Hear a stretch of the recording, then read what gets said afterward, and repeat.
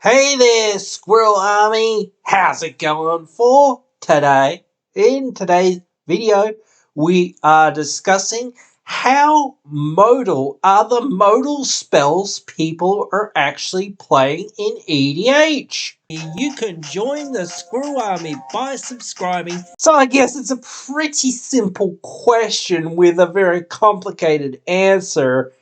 Um, and we're going to have a very interesting discussion, at least in my opinion, about said topic. I like to have these discussions about these sorts of things because I think when you analyze these sorts of things, you get some very interesting answers and whatnot. So let's talk about modal spells in EDH. So there's lots of modal spells in EDH, and a lot of people will point to like Naya Charm and Bant Charm, those sorts of cards, all the charms, those sorts of cards. I think there's some new sort of the commands and the new commands. They used to have old commands, like or whatever Nature's Command or whatever it was.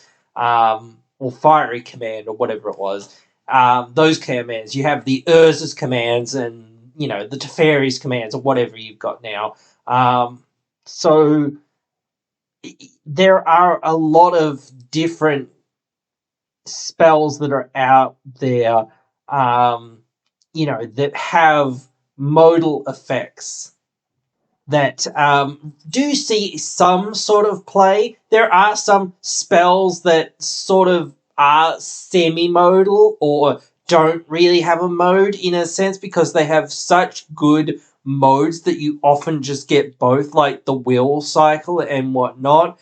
Jessica's will being one of the most obvious out there. There's actually, I just looked it up, that there's over 470 cards with different options on them. So there's actually quite a few that are out there. So yeah, that's very interesting to me. Jessica's Will is obviously one of the top cards that's out there that is modal in a way, but it sort of isn't really modal at all because you just 9 times out of 10 get both modes. So when you get both modes, it's often really, really good. It's one of those things that you will want to get. Let's look at something like Boros Charm, though. Now, this, I guess, like, my opinion might be a bit of a hot take or a controversial pick, I guess. I don't like this. I don't think it is good enough or does enough for what I think people play it for. The 4 damage, completely, totally irrelevant for the most part, most of the time. Never seems to come up for the most part. Completely irrelevant. Okay, next mode. Permanents you control gain indestructible to end a turn. Yeah, sure, that mode can come up. But again, I just think that keeping your things intact and alive on your board is certainly very useful, and especially when your opponents are potentially going to blow your things up. But just having it as a one-off isn't really where I would want to be. I would rather have something that keeps my things indestructible, that's a permanent, rather than this card that's just there or whatnot. I think the sharing keywords abilities type effect is one of those ways that you can get around that, and it's very, very useful. There are obviously really good modal spells, but I don't think this is a good one, as I was saying. But the last mode is target creature gains double strike. Okay, cool. If you're in a Voltron deck, maybe you want that. But then again, you can just get equipment that say you have double strike on your commander or equip it to your commander or whatnot to give it double strike. So you don't need that mode in a Voltron deck. Maybe if you're trying to help one of your opponents kill one of your other opponents, maybe it'll come up. But it's very lackluster for the most part, just in my opinion, just looking at that card. So there's a lot of cards that are out there that I think just don't cut the mustard as far as being all that actually good. Like some cards like Austere Command, like 9 times out of 10, you just see people just blow every creature up for 6 mana, and you could play Wrath of God for that effect. So, or you could just play Cleansing Nova, which either destroys all artifacts or enchantments or just destroys all creatures. So I don't know. That seems like it's more fixed. I don't know. But yes, certainly when you have some other things going on, it's certainly somewhat useful. But even then, not the most useful, I will say. But again, I won't talk about many of the wills because I just don't think that they're worth the time because they're all fairly good, and you're mostly going to get both modes off of them. So it's not really worth the time. Rakdos Charm. Here's another one that sees a lot of play, and I think it hasn't got very many good modes, to be honest, in my opinion. Destroy an artifact, that's okay for 2 mana, but not that amazing. Exile all cards from a target player's graveyard. Sure, that's okay as well, especially in instant speed, but again, I would rather have the ability like less so or something else, just more or less able to do it repeatedly or whatever, like scavenging ooze or whatnot, things like this, to get rid of people's graveyards rather than it's a one-off. Yes, it gets rid of all cards in their graveyard that can be useful or whatnot. The 1 damage for each creature an opponent controls, that one is probably often the mode that people talk about being the best mode most of the time, I think. And yes, in certain circumstances, it's very good. But again, in other circumstances, oh, it's doing nothing. So that's what I mean by these cards aren't often that good. You often have a dead card in your hand that you're just hoping is eventually good at some point. So when you have a card like that, I don't really think that you're playing a decently powerful or useful card. Merciless Eviction is one of those cards that a lot of people have stopped playing, especially since they put out Farewell fairly recently. I think that Farewell is just so much better, especially if you're in a white-based deck, because it's just easier to cast. You can choose one or more of the modes instead of just being able to choose one of the modes with Merciless Eviction.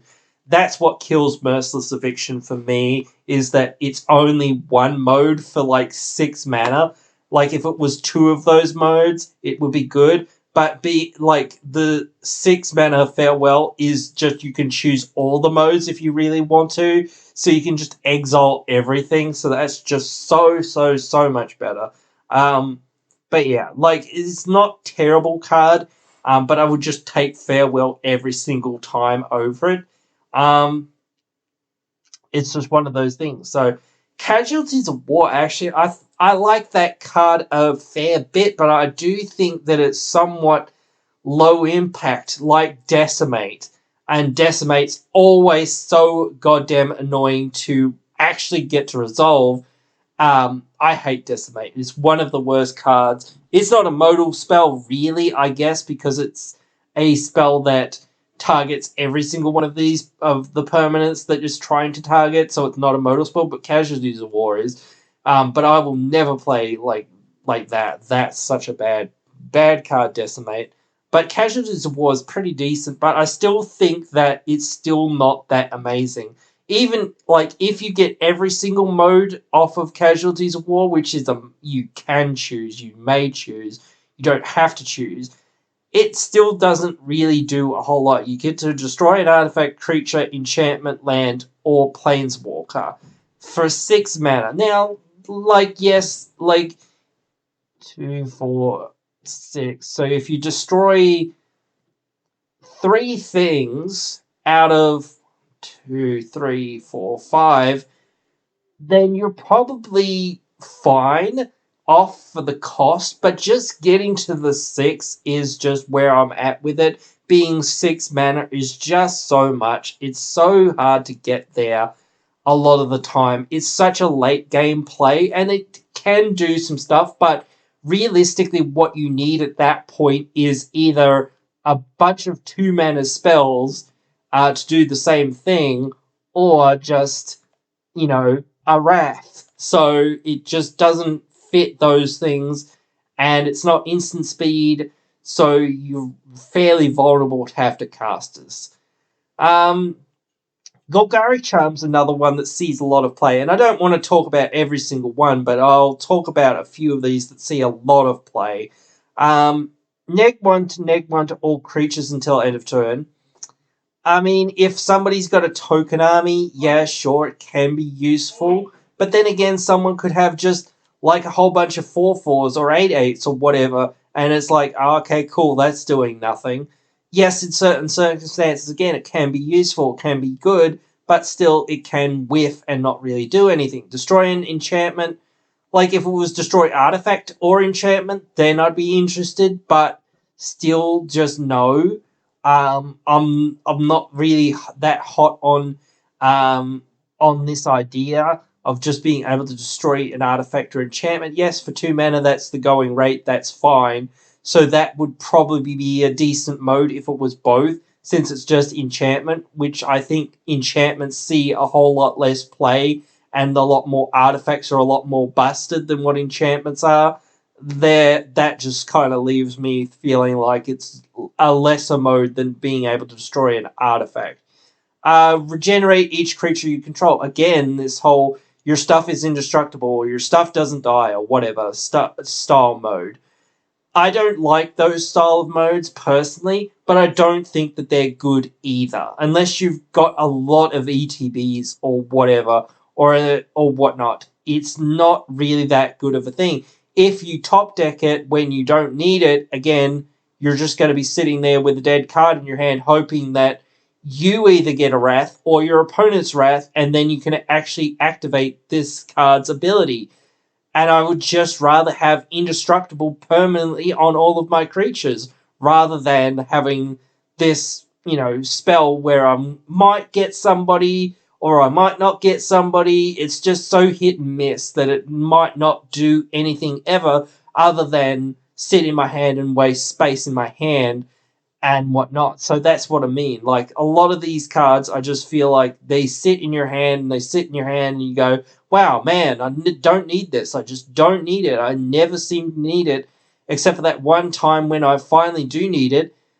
And then it's like, oh, well, I didn't really need it because I had a nature's claim, or I had this, or I had that, or I had something else. So I didn't really need it. So yeah, it just like I have better options, or I have other options, and I have so many of those other options. It's like, well, what is the point? Actually, yeah, like what is the point? Honestly, um, I think Rip Apart actually had some potential. Like if Rip Apart was a instant, I think it would be fairly decent. 3 damage to target creature or planeswalker. Not that amazing, but not that terrible. I don't always like the burn damage style spells, but whatever. Because yeah, again, it's always hit and miss. You aren't always able to kill the thing that you need to kill, or destroy an artifact or enchantment. Now, see, destroy artifact or enchantment for 2 mana at instant is a pretty decently going rate. Plus something else, like basically destroy a small creature, or destroy a small creature or do some damage to a planeswalker, wouldn't be too bad. That wouldn't, or destroy a planeswalker, wouldn't be too bad. And I don't even think it would be that busted if it just said destroy and target creature or planeswalker for 2 mana at instant. Like, I don't think that would be so bad. But yet, like, it's so, like, off that it's just like, no. If this was instant, and even if it just said destroy, it would be 10 times better than what it is. But it sees so much play, and I don't understand why. Dawn Charm, I think this one will be basically the last one that I talk about for now. I just want to start making my point and wrap up. you can prevent all combat damage that we dealt this turn. So you fog. You can regenerate a target creature, which again, even if like regenerating your whole board is bad, regenerating a single creature is even worse. You can counter target spell that targets you. So, like, how many times do spells actually target people in EDH? Like, not very much, because again, the scale of the game is so much bigger than like that much that we actually get targeted that much. And if we do, I would rather just run an enchantment or artifact or whatever that says, hey, you have hexproof or whatever, or a permanent that says, hey, you can get hexproof at any point during the game by paying a small amount of mana or whatever. So again, just not very useful. There's a lot more other modal spells that I always think that aren't that useful. There are some that are useful, obviously, but there's just a whole lot that aren't that useful that actually see a whole lot of play if you actually think about what do I actually normally get off of this. Like, I was thinking about my generous gift the other day when I was talking about that new card from the new set, and I was thinking, how many times do I actually target a creature with this? And is that even that good if I target a creature with it? Because it's basically bad Doomblade at that point. But at that point, it's like, well, it's not bad Doomblade because, in a sense, it can kill all other permanents on the battlefield. But still, it's just one of those things that when you look at it like that, it's actually like, well, 3 mana Doomblade for an enchantment, or 3 mana Doomblade for a artifact, or a planeswalker, or even a land.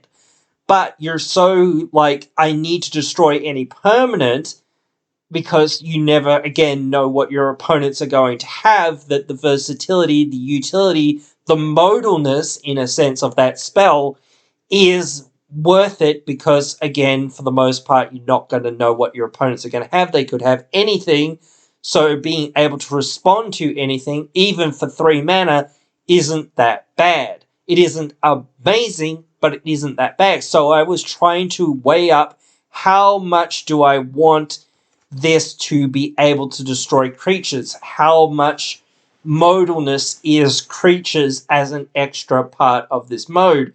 And then I was looking at the new card and going, well, how much does not creatures and not lands hurt me if I take this? So now it's planeswalkers and artifacts and enchantments for 3 mana. And again, I still think that exile probably bumps that up. And that's where probably it's fine. Actually, there was another one that I think they printed it back in Amonkhet that has cycling and could exile an artifact or enchantment. So this is sort of a similar case there where you can also snag planeswalkers and whatnot. So that is there. And yes, you can hit creatures if you pay the extra 3 mana premium, but still, like, I sort of thought to myself, well, just cut creatures out of it because you're 9 times out of 10 not going to get the creature. So you might as well just say it's artifact, enchantment, or planeswalker because you can't get lands with it. So I still think that that is well worth it. Definitely, the exile takes it to that next level and really gives you that extra versatility, whereas it's very hard to argue with,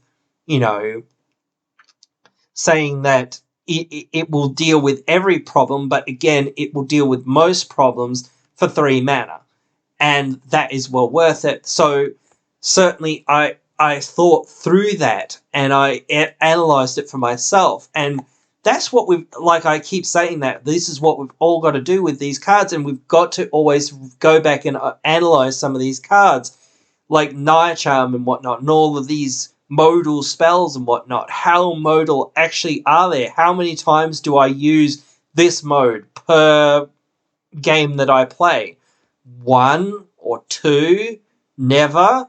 Okay, I always use this mode, or basically always use this mode, because, hey, what metagames am I playing in? I'm playing in a metagame mostly of other players that play a whole lot of creatures. Maybe some artifacts and some enchantments, yeah, sure. And maybe a couple of planeswalkers, maybe at the most. But that's it. Like, and again, when there's only a couple of planeswalkers, for the most part, they're fairly easy to deal with unless they ult right away or whatnot, that sort of thing.